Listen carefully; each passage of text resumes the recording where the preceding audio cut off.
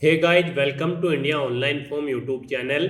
Guys, आज की इस वीडियो में हम बात करेंगे आईडीबीआई बैंक के न्यू रिक्रूटमेंट नोटिफिकेशन के ऑनलाइन फॉर्म अप्लाई प्रोसेस के बारे में। आईडीबीआई बैंक ने स्पेशलिस्ट कैडर ऑफिसर्स के खाली पदों को भरने के लिए नोटिफिकेशन जारी कर दिया है। कैसे आप इन पदों के लिए बिना कोई मिस्टेक किए हुए अपने फॉर्म फिल कर सकते हो, इसकी पूरी जानकारी हम आपको स्टेप बाय स्टेप रजिस्ट्रेशन से लेकर प्रिंट तक देंगे। बस आपको इस वीडियो को स्किप किए बिना शुरू से लेकर एंड तक देखना है। उसके बाद वीडियो पसंद आए तो इसे लाइक और शेयर कर दें। चैनल पर नए हो तो इसे सब्सक्राइब कर लें। तो गाइस, बिना कोई वक्त गंवाए चलिए शुरू करते हैं। आपको इस वीडियो के डिस्क्रिप्शन बॉक्स में हमारी वेबसाइट ejobhub.in के इस पेज का लिंक मिल जाएगा। यहाँ पर आपको इस भर्ती के रिगार्डिंग पूरी डिटेल प्रोवाइड करा दी गई है। आईडीबीआई बैंक के अंतर्गत स्पेशलिस्ट कैडर ऑफिसर हैं, मैनेजर, असिस्टेंट जनरल मैनेजर और डिप्टी जनरल मैनेजर के 114 खाली पदों को भरने के लिए नोटिफिकेशन जारी हो चुका है। 21 फरवरी 2023 से 3 मार्च 2023 तक आप अप्लाई कर सकते हो। आपको इस पेज को नीचे स्क्रॉल डाउन करना है, इंपॉर्टेंट लिंक सेक्शन में आकर ऑफिशियल नोटिफिकेशन पीडीएफ इस लिंक पर क्लिक करके इस भर्ती के ऑफिशियल नोटिफिकेशन को ओपन करके आपको इसमें से पूरी डिटेल रीड कर लेनी है। उसके बाद आपको यहीं पर अप्लाई ऑनलाइन का लिंक प्रोवाइड कराया गया है। इस लिंक की मदद से आप सिंपली इस भर्ती के लिए ऑनलाइन अप्लाई कर सकते हो। जैसे ही आप इस लिंक पर क्लिक करोगे तो आपके सामने यहाँ पर आईडीबीआई बैंक का ये ऑफिशियल पोर्टल खुल जाएगा। यहाँ पर अगर आपने पहले से रजिस्ट्रेशन कर रखा है तो आपको अपना रजिस्ट्रेशन नंबर, पासवर्ड और ये सिक्योरिटी कोड एंटर करने के बाद लॉगिन कर लेना है और फिर अपना फॉर्म फिल करना है। और अगर आप यहाँ पर आईडीबीआई बैंक की किसी भी रिक्रूटमेंट के लिए फर्स्ट टाइम अप्लाई करने जा रहे हो तो आपको click here for new registration इस लिंक पर क्लिक करना है और सबसे पहले अपना रजिस्ट्रेशन कंप्लीट कर लेना है।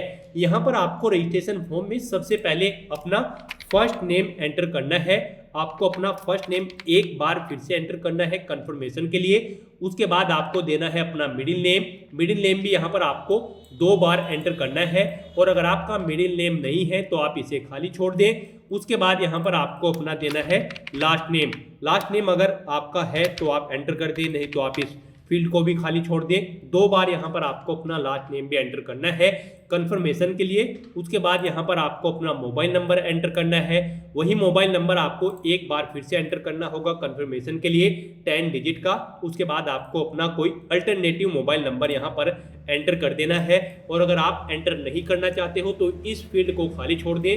फिर यहाँ पर आपको अपना ईमेल आईडी एंटर करना है। यहाँ पर आपको अपनी ईमेल आईडी के शुरू के कैरेक्टर एंटर करने हैं। डोमेन्स आपको इधर से सिलेक्ट कर लेना है। फिर यहाँ पर आपको अपनी कंप्लीट ईमेल आईडी एंटर करनी है। आपकी email ID active and valid होनी चाहिए। फिर यहाँ पर आपको ये सिक्योरिटी कोड एंटर करना है। उसके बाद यहाँ पर आपको सेव एंड नेक्स्ट बटन पर क्लिक कर देना है। नेक्स्ट आपके सामने यहाँ पर कुछ इस तरह से इंटरफेस खुल जाएगा। यहाँ पर आपको एक रजिस्ट्रेशन नंबर और पासवर्ड प्रोवाइड करा दिया गया है। ये रजिस्ट्रेशन नंबर और पासवर्ड आपके रजिस्टर्ड मोबाइल नंबर और ईमेल आईडी पर भी सबमिट कर दी गई हैं। आपको इन्हें केयरफुली नोट डाउन करके रख लेना है। उसके बाद यहाँ पर आपको अपना फोटो और सिग्नेचर अपलोड करने हैं। उसके लिए यहाँ पर आपको गाइडलाइन प्रोवाइड कराई गई है। आपको guidelines for scanning the photograph and signature इस लिंक पर क्लिक करना है और यहाँ से आपको अपने डॉक्यूमेंट के रिगार्डिंग सभी गाइडलाइंस रीड कर लेनी है। आपका फोटो 10 से 60 केबी के बीच में होना चाहिए जेपीजी फॉर्मेट में और सिग्नेचर आपके 10 से 30 केबी के बीच में होने चाहिए जेपीजी फॉर्मेट में। तो यहाँ पर आपको चूज फाइल बटन पर क्लिक करना है। यहाँ पर अपना फोटो और सिग्नेचर सिलेक्ट करने हैं और उन्हें यहाँ पर अपलोड कर देना है। उसके बाद आपको आई कंफर्म दैट इस चेकबॉक्स को ओके करना है और फिर आपको इस पेज को नीचे स्क्रॉल डाउन करना है और यहाँ पर नेक्स्ट बटन पर क्लिक कर देना है। नेक्स्ट आपके सामने यहाँ पर कुछ इस तरह से इंटरफेस खुल जाएगा। अब यहाँ पर आपको अपनी कुछ बेसिक डिटेल्स प्रोवाइड करानी है। सबसे पहले यहाँ पर आपको पोस्ट का नाम सेलेक्ट कर लेना है। Deputy general manager grade D, assistant general manager grade C, manager grade B. आप अपनी चॉइस के अकॉर्डिंग यहाँ से कोई भी पोस्ट सेलेक्ट कर सकते हो। उसके बाद यहाँ पर आपको अपना पोस्ट कोड सिलेक्ट कर लेना है। फिर यहाँ पर आपको फंक्शनल एरिया सिलेक्ट कर लेना है। उसके बाद आपको अपनी कैटेगरी सिलेक्ट करनी है। नेक्स्ट आपसे पूछा गया कि क्या आप उस फैमिली से बिलोंग करते हो जो 1984 के दंगों में मारे गए थे। अगर करते हो तो यहाँ पर आप यस सिलेक्ट करें, नहीं तो आप नो सिलेक्ट कर लें। उसके बाद यहाँ पर आपको अपना रिलीजन सिलेक्ट कर लेना है। फिर यहाँ पर आपसे पूछा गया है कि क्या आप माइनॉरिटी कम्युनिटी के अंतर्गत आते हो, अगर आते हो तो यस करें, नहीं तो आप यहाँ पर नो सेलेक्ट कर ले। फिर आपसे पूछा गया है कि क्या आप एक सर्विसमैन हैं, अगर हैं तो यस करें और यहाँ पर आप उसकी डिटेल फिल कर दें, और नहीं है तो यहाँ पर आप नो सेलेक्ट कर लें। फिर यहाँ पर आपसे पूछा गया है कि क्या आप IDBI बैंक लिमिटेड के एम्प्लॉय हैं, अगर हैं तो यस करें, नहीं तो यहाँ पर आप नो सेलेक्ट कर लें। यस अगर आप सेलेक्ट करते हो तो यहाँ पर आपको अपना एम्प्लॉय नंबर एंटर करना है, नहीं तो आप यहाँ पर नो सेलेक्ट करेंगे। उसके बाद यहाँ पर आपको अपना डोमिसाइल डिस्ट्रिक्ट सेलेक्ट कर लेना है। डोमिसाइल डिस्ट्रिक्ट आपको यहाँ पर अपना एंटर कर देना है, जिस डिस्ट्रिक्ट से आप बिलोंग करते हो। उसके बाद यहाँ पर आपको अपना स्टेट सेलेक्ट कर लेना है। फिर यहाँ पर आपको अपनी नेशनलिटी सेलेक्ट कर लेनी है। नेक्स्ट यहाँ पर आपको अपना पैन कार्ड नंबर एंटर कर देना है। उसके बाद यहाँ पर आपको अपनी पर्सनल डिटेल्स फिल करनी है। सबसे पहले यहाँ पर आपको अपनी डेट ऑफ बर्थ सेलेक्ट कर लेनी है। डेट ऑफ बर्थ सेलेक्ट करने के बाद यहाँ पर आपको अपना जेंडर सेलेक्ट कर लेना है। फिर यहाँ पर आपसे पूछा गया है कि क्या आपके जुड़वा भाई बहन हैं, अगर हैं तो यस सिलेक्ट करें और फिर उनका जेंडर सिलेक्ट कर लें। उनके बाद उनके नाम यहाँ पर आप एंटर कर दें, और अगर नहीं है तो यहाँ पर आपको नो सिलेक्ट कर लेना है। फिर यहाँ पर आपको अपना मैरिटल स्टेटस बताना है, आप मैरिड हो या फिर अनमैरिड। उसके बाद यहाँ पर आपको अपने फादर का नाम एंटर करना है। फिर आपको अपनी मदर का नेम एंटर करना है। नेक्स्ट यहाँ पर अगर आप मैरिड हो तो आपको अपने हस्बैंड या फिर वाइफ का नाम यहाँ पर एंटर कर देना है। उसके बाद यहाँ पर आपको अपना कोरोस्पोंडेंस एड्रेस एंटर कर देना है। कोरोस्पोंडेंस एड्रेस एंटर करने के बाद आपको अपना परमानेंट एड्रेस एंटर करना है, और अगर आपका परमानेंट एड्रेस और कोरोस्पोंडेंस एड्रेस सेम है तो बस यहाँ पर आपको same as address for correspondence इस चेकबॉक्स को ओके करना है। ऑटोमेटिकली आपका परमानेंट एड्रेस भी आपके कोरोस्पोंडेंस एड्रेस के अकॉर्डिंग फिल हो जाएगा। फिर यहाँ पर आपको GST इनवॉइसिंग एड्रेस सेलेक्ट कर लेना है, यानी कि जिस एड्रेस पर आप कम्युनिकेट करना चाहते हो वो एड्रेस यहाँ पर आपको सिलेक्ट कर लेना है। उसके बाद यहाँ पर आपको आपकी कैटेगरी के अकॉर्डिंग एप्लीकेशन फीस का अमाउंट शो कर दिया जाएगा। यहाँ पर जनरल कैटेगरी कैंडिडेट को 1000 रुपये फीस के रूप में जमा कराने हैं। जनरल EWS और OBC को 1000 रुपये फीस के रूप में जमा कराने हैं। SC ST कैटेगरी कैंडिडेट को 200 रुपये फीस के रूप में जमा कराने होंगे।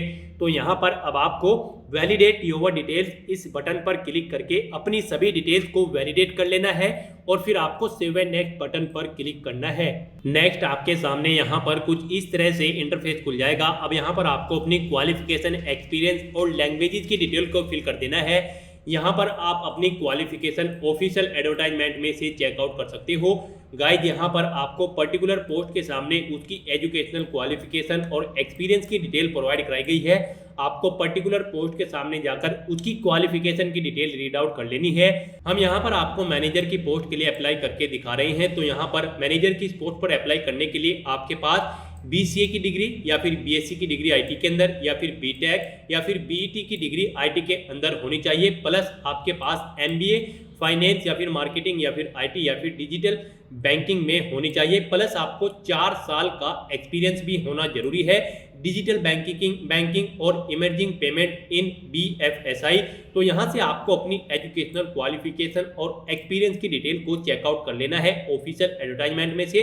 उसके बाद यहाँ पर आपको अपनी क्वालिफिकेशन, एक्सपीरियंस की डिटेल को फिल करना है। यहाँ पर आपको अपनी ग्रेजुएशन की डिटेल फिल करनी है। सबसे पहले यहाँ पर आपको अपनी यूनिवर्सिटी या फिर कॉलेज का नाम एंटर करना है जिससे आपने अपनी ग्रेजुएशन कंप्लीट की है।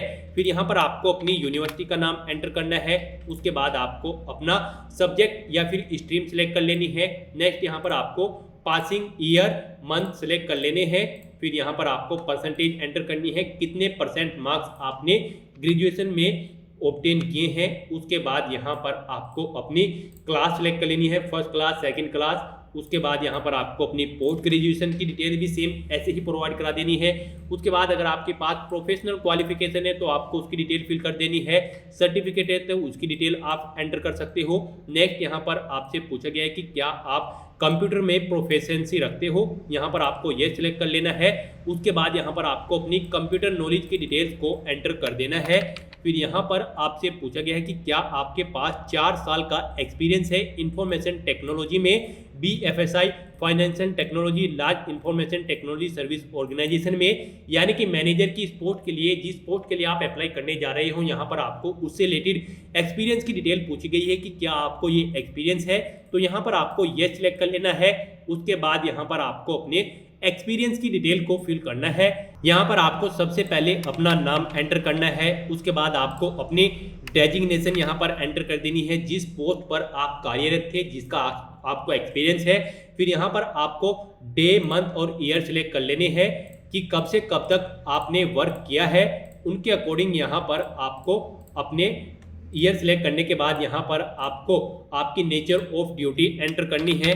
फिर यहाँ पर आपको, अगर आपने अपनी जॉब छोड़ दी है तो उसके छोड़ने का कारण आपको यहाँ पर एंटर कर देना है। यहाँ पर इन डेट्स के अकॉर्डिंग आपका एक्सपीरियंस कैलकुलेट होकर आ जाएगा ईयर ऑफ एक्सपीरियंस फील्ड में। इस तरह से यहाँ पर आपकी एक्सपीरियंस की डिटेल ऐड हो जाएगी। अगर आपको एक से ज्यादा जगह वर्किंग एक्सपीरियंस है तो आप ऐड मोर बटन पर क्लिक करके यहाँ पर एक और रो ऐड कर सकते हो और फिर अपने एक्सपीरियंस की डिटेल को आप यहाँ पर प्रोवाइड करा सकते हो। और अगर आप रिमूव करना चाहते हो तो आप रिमूव बटन पर क्लिक करके कोई भी डिटेल्स यहाँ पर रिमूव कर सकते हो। उसके बाद यहाँ पर आपको अपनी लैंग्वेज की डिटेल एंटर करनी है। यहाँ पर आपका कम से कम हिंदी लैंग्वेज जानना जरूरी है, तो यहाँ पर आपको हिंदी एंटर करना है। फिर उसको रीड, राइट और स्पीक आप जो भी जानते हैं उनके अकॉर्डिंग आपको यहाँ पर ऑप्शंस को, यानी कि इन चेक बॉक्सेस को ओके कर देना है। यहाँ पर आप एक से ज्यादा लैंग्वेजेस एंटर करके उनकी डिटेल प्रोवाइड करा सकते हो। तो इस तरह से यहाँ पर अपनी एजुकेशनल क्वालिफिकेशन, एक्सपीरियंस और लैंग्वेजेस की डिटेल फिल करने के बाद आपको वैलिडेट योर डिटेल्स इस बटन पर क्लिक करके अपनी सभी डिटेल्स को वैलिडेट कर लेना है और फिर आपको सेव एंड नेक्स्ट बटन पर क्लिक कर देना है। नेक्स्ट आपके सामने यहाँ पर कुछ इस तरह से इंटरफेस खुल जाएगा। यहाँ पर आपको आपके रजिस्ट्रेशन का पूरा प्रीव्यू शो कर दिया गया है। आपको सभी डिटेल्स वन बाय वन करके केयरफुली चेक कर लेनी है। फिर आपको इस पेज को नीचे स्क्रॉल डाउन करना है और यहाँ पर आपको आई एग्री चेक बॉक्स को ओके करना है और फिर आपको कंप्लीट रजिस्ट्रेशन इस बटन पर क्लिक कर देना है। नेक्स्ट आपके सामने यहाँ पर कुछ इस तरह से इंटरफेस खुल जाएगा। अब यहाँ पर आपको अपने कुछ डॉक्यूमेंट्स अपलोड करने हैं।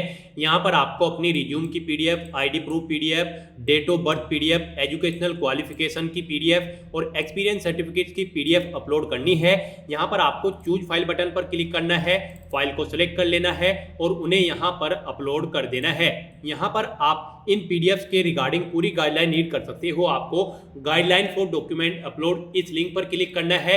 यहाँ पर आपको आपके इन डॉक्यूमेंट्स की पीडीएफ की गाइडलाइन प्रोवाइड कराई गई है।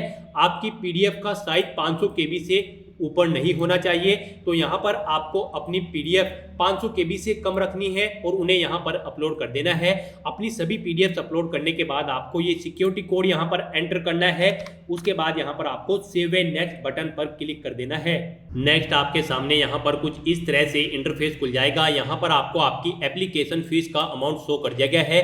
आपकी कैटेगरी के अकॉर्डिंग यहाँ पर आपको आपकी एप्लीकेशन फीस का अमाउंट शो कर दिया जाएगा। जनरल ओबीसी के लिए यहाँ पर 1000 रुपये एप्लीकेशन फीस है। SC ST के लिए 200 रुपये फीस जमा करानी होगी। तो यहाँ पर आप प्रिंट एप्लीकेशन, जी हाँ दोस्तों, आप एप्लीकेशन प्रिंट लिंक पर क्लिक करके अपने एप्लीकेशन फॉर्म का एक प्रिंट आउट ले सकते हो फ्यूचर यूज के लिए, फ्यूचर रेफरेंस के लिए। तो यहाँ पर अब आपको ये सिक्योरिटी कोड एंटर करना है और सबमिट बटन पर क्लिक करना है और अपना फीस का पेमेंट आपको यहाँ पर जमा करा देना है। सबमिट बटन पर क्लिक करने के बाद आपके सामने पेमेंट गेटवे का ऑप्शन खुल जाएगा। यहाँ पर आप डेबिट कार्ड, क्रेडिट कार्ड या फिर नेट बैंकिंग के थ्रू अपना पेमेंट कर सकते हो। डेबिट कार्ड अगर आप सिलेक्ट करते हो तो सबसे पहले यहाँ पर आपको अपना कार्ड नंबर एंटर करना है। उसके बाद यहाँ पर आपको उसका एक्सपायरी मंथ सेलेक्ट कर लेना है, एक्सपायरी ईयर सेलेक्ट कर लेना है। फिर आपको आपके कार्ड के 3 डिजिट का CVV नंबर यहाँ पर एंटर करना है जो आपके कार्ड के पीछे होता है। फिर आपको यहाँ पर कार्ड होल्डर नाम एंटर करना है और मेक पेमेंट बटन पर क्लिक करके अपने एप्लीकेशन फीस का पेमेंट कर देना है। आपकी एप्लीकेशन फीस का पेमेंट होते ही आपकी IDBI बैंक के एप्लीकेशन फॉर्म की सभी टास्क कंप्लीट हो जाएगी। उसके बाद आपको अपने एप्लीकेशन फॉर्म का एक प्रिंट आउट ले लेना है फ्यूचर यूज के लिए, फ्यूचर रेफरेंस के लिए। तो गाइस, ऐसे आप IDBI bank specialist cadre officers के लिए अपने फॉर्म फिल कर सकते हो। आज की वीडियो में बस इतना ही। आई होप ये वीडियो आपको पसंद आई होगी। अगर पसंद आई हो तो इसे लाइक और शेयर करें। चैनल पर नए हो तो इसे सब्सक्राइब कर लें। Thanks for watching.